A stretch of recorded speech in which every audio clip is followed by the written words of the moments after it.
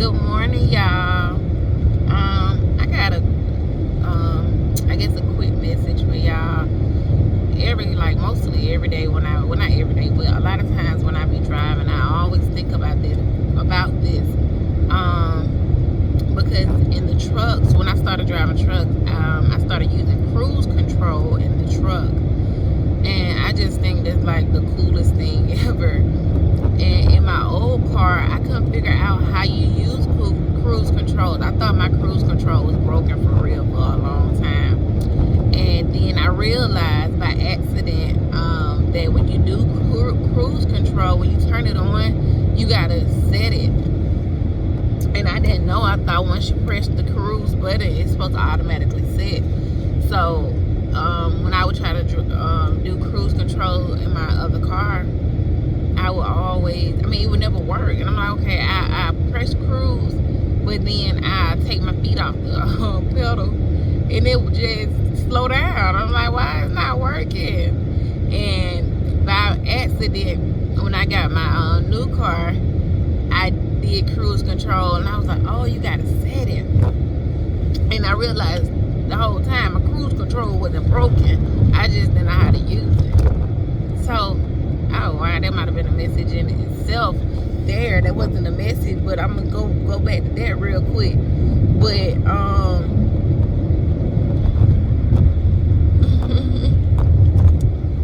oh wow, okay.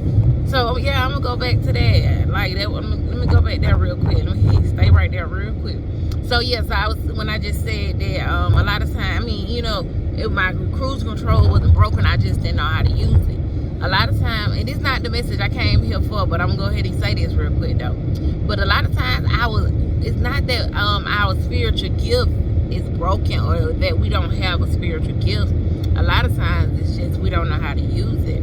I remember as a child, my cousins, my siblings, everybody had a talent but me. Like my sister and my cousin, which is like, it's only 3 feet. It's 3. My mom got 2 girls and a boy. My aunt got 2 boys and a girl. So, and my grandma just got 2 kids. So my grandma and my grandfather just got them 2 kids. So it's just 3. It's an even number on it or whatever. So yeah. So but all my cousins had talents. My sister had a talent. My brother had a talent. Like everybody had a talent except for me. And I used to, like, of course, as I was the youngest cousin, so I used to look up to like my sister and my girl cousin, and like we would try to make up dances, and they would always kick me out the dance because I couldn't dance. And for many years, like we would go to the teen club, and I wouldn't dance because I didn't know how to dance. We would sing, and they would never want me to be the backup singer. They would never want me to sing with them because I couldn't sing. Like I did not have a talent. Like I was always known to be stiff or whatever, and that hindered me for a long time. Like I wouldn't dance, but eventually I came into myself, and now, baby, I dance. I love dancing. I love singing. But and I just love that. But what I had to realize, it wasn't that I didn't have no talent or I wasn't special like them, but I had a spiritual gift. Like I'm very gifted spiritually. So, and now one of them got nothing on my spiritual gift, okay? So, sometimes it's not that you broken or that you don't have a gift. You don't have a talent or you don't have a gift. It's just right now you don't know how to use it. But it doesn't mean that it's broken or that you're broken. And, yeah, wow.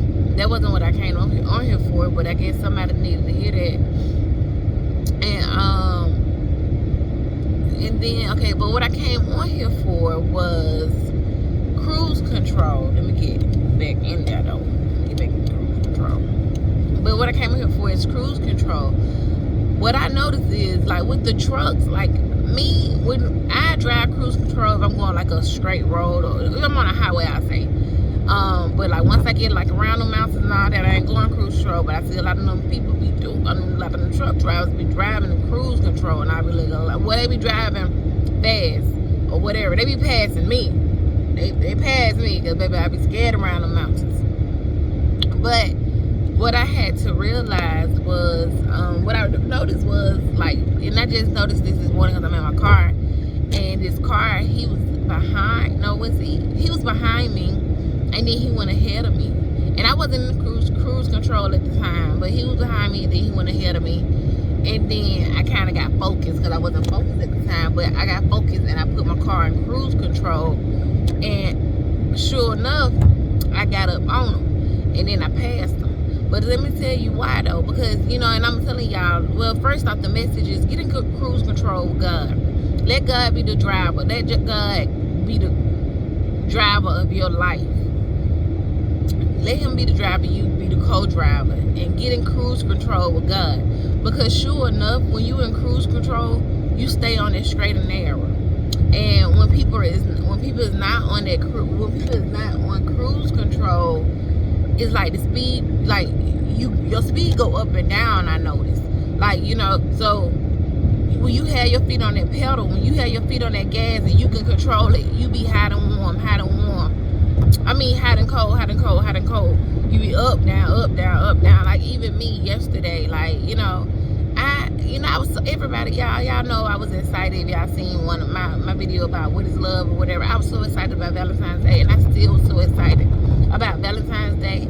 I cooked for my mom and my son. I bought them gifts, and I was excited about that. And they enjoyed the meal. They enjoyed their gifts. Everything was good. My mom was like, this is one of my best, this was her best Valentine's Day or whatnot. And I'm like, okay, my son, he was so excited too. It was good. And I was good, even at work. I was good the entire time at work. Just listen out. I had one to look back on here. I had some songs I wanted to do for y'all that, was sent to me. And I was just in such a wonderful mood. And I don't know, so yesterday I didn't sleep. I hadn't slept from 4 a.m. yesterday morning. Sunday morning until 8 or 9 p.m. last night.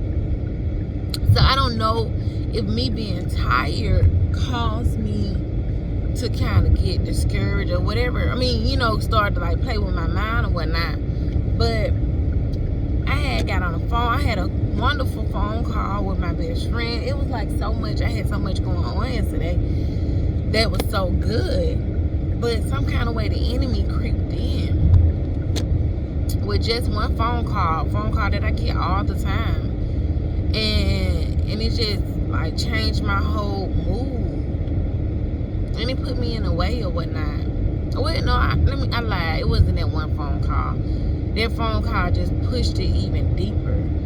And it wasn't even nobody. It wasn't even nobody was on the phone or none of that. It was just somebody playing on my phone or whatnot. But I just got so discouraged. I guess I got discouraged. I guess I got discouraged. But yeah. So, I started talking to God and just God, was frustrated and just tired, but I haven't, like I said, one thing I know about me, I know when stuff didn't go my way or something didn't seem as what God said it was, I began to question God and be like, man, God, I'm just tired. I'm not doing this no more. I'm just done. So I can't say that I have grown because I don't really throw my tantrums with God like I used to. Now, I will tell God I just don't want to do this no more.